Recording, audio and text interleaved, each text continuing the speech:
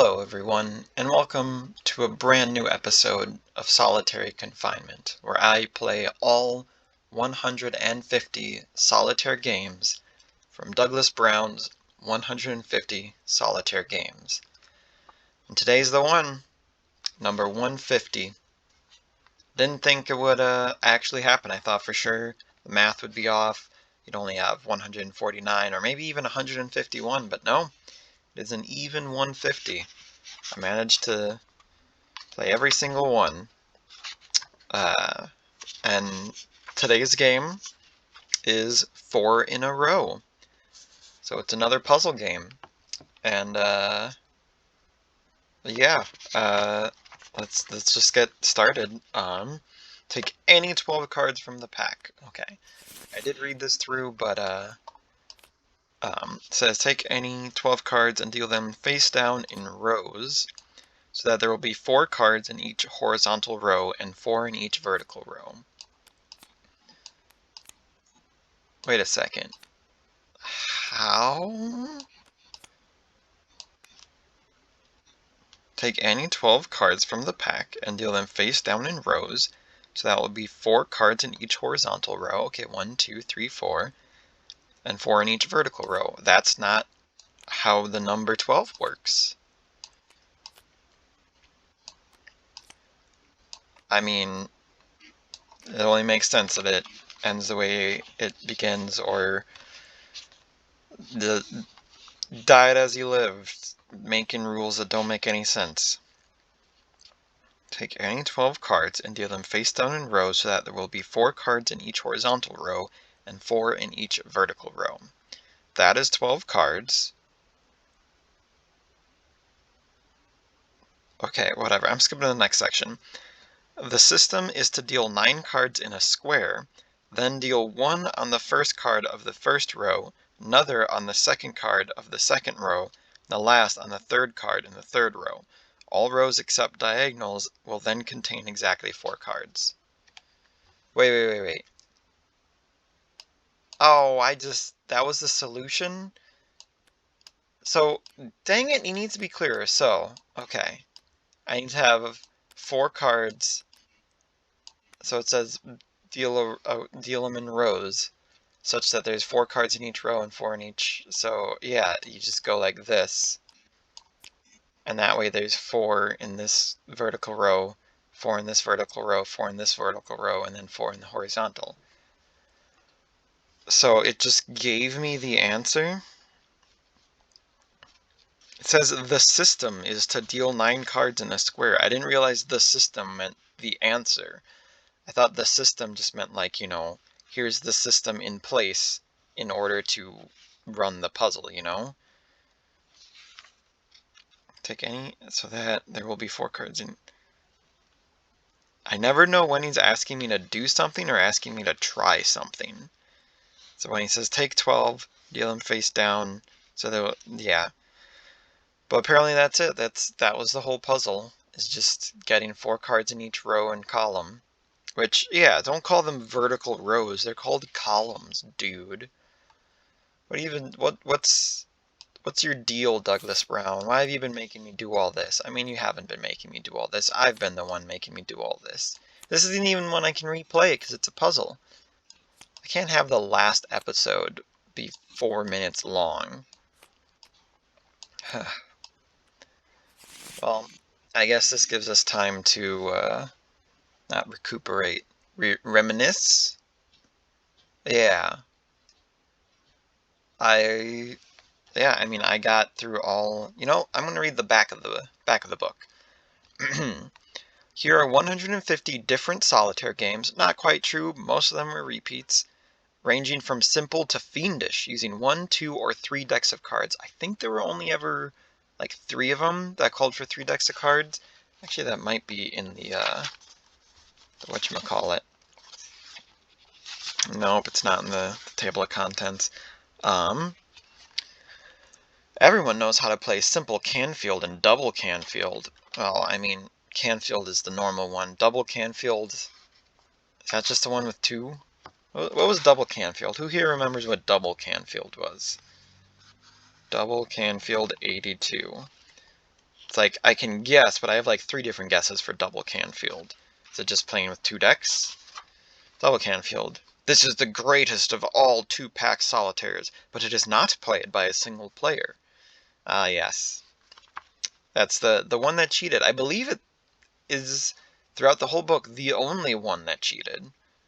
The only one that actually needed 2 people and was therefore not a solitaire game. It was just a game called the Solitaire game because it was based on a solitaire game, but it was played with 2 people.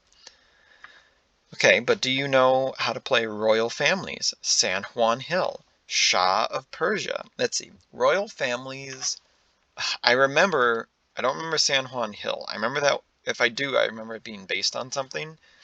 Royal Families, though. Which one was Royal Families? I can picture it in my head. Is that the one where you deal it in such a way that it ends with each of the, 26? Page 26? Jeez. Oh, that's the one with the big X. Oh boy. I remember the big X. They just stopped doing that, didn't they? The first few chapters of the book had all the fun ones with the crazy shapes, and then by the end, though... Okay, what about San Juan Hill? I believe that one's based on another one. 83. Whoa, that's literally the page after Double Canfield. Yep, it's like St. Helena. There are so many St. Helenas. So many St. Helenas. But the 8 aces are taken from the pack and placed as foundations. Yeah. The game became popular after the Spanish-American War. That's so specific, but it's named after San Juan Hill, which is where Teddy Roosevelt had a particularly big attack or something. I don't know. I could have read more, but I'm just interested in Shah of Persia. I remember, is that the one where you end with a bunch of queens? 65. 65. That's right, because it follows the rules of the Sultan of Turkey. Is completely hemmed in by his harem. Why would you put that one on the back of the box? Or back of the box, jeez, back of the book. Shah of Persia. If you like to play cards by yourself or with others, that's not what a solitaire game is. I mean, you can, I guess. By yourself or with others, this is the book for you. Games, puzzlers, ESP tests, aka ESP tests, aka extrasensory perception tests, of which there is one literally just called ESP, if I recall, or literally just called extrasensory perception. Let me see if I can find it. Yep, there is one just called ESP, but I think there were a couple as well. There's something for everyone in this book. Maybe so. I don't know. I wonder if you guys can hear that construction outside the window. They're finally breaking in to get me out of this locked box that I've been inside this entire time playing these games. I'm glad that that all 150 lasted me exactly the amount of time it took them to break through those 8 barriers of concrete between me and the outside world. But it's finally happening. I'm finally getting out of my confinement. Solitaire-y no more. There are other people out in the world. If you're one of them, congratulations. It's a great big world out there. Go outside, eat a donut, have fun. That was a slight stutter in my voice. I'm not actually crying. This has been a long, long experience. I moved at least twice, maybe 3 times. I had at least 2 life-changing experiences. The entire thing going on right now that I'm not even going to say. Everyone knows what it is. Just look at the date. So making this helped me get through the years. 3 of them, roughly. Almost exactly. I only ever missed 2 weeks when my computer was in boxes because we had to move in a panic. I think there was maybe once or twice that I missed an episode by like a day. But even then, very, very rare. I wish I had more consistent lengths on them, but I mean, there's not much I can do. Some games only take like 2 minutes. Some aren't even really games, like ESP, and some are like massive ones that take forever. But yeah, 150 games over basically 3 years. Um, I'm not planning on doing any more. I did get a gift from my wonderful fiance of an extra book of solitaire games, but I have a feeling almost all of them are just going to be repeats. And I also, doing something for 3 years once a week is a long time, so I'm not really planning on getting another one going anytime soon. But I'll let you guys know if I do, and by that I mean I'll be uploading the video. But for now, thank you to anyone who's watched all of my videos. I know the one person who did. Thank you to anyone who's watched some of my videos. I appreciate it. I was never in this for the views. This was never I'm going to make this and get famous. This was never I'm going to share this and get a bunch of views. This was always just a thing that I wanted to do just to say that I did, just to I'm only here because well, the actual base reason was just because I wanted something for my fiance to have when I have to work the late shift and can't be home with her, and to help her get to sleep or just whatever. And so just having something that I put out every week so that every Friday night when I'm at work, she can listen to it. Uh, that was always the basis. And then I just wanted to do something, just have something to do every week. And by the end, it just kind of ended up being like a thing that I just get home and I'm like, oh yeah, I gotta do that. And so it's kind of lost a lot of its oomph, which is why I'm happy that it's finally over, but also, it's a little sad to be done with anything, especially something that took up this much of my life. I should probably keep moving so it doesn't like kick me or whatever. Um, I'm excited to be able to change all my settings back on Tabletop Simulator so I can have it, not like this. And I can do stuff. I'll always remember you. Deck of Solitary Confinement cards. My own logo that you can't see the outline of the cards if you zoom out.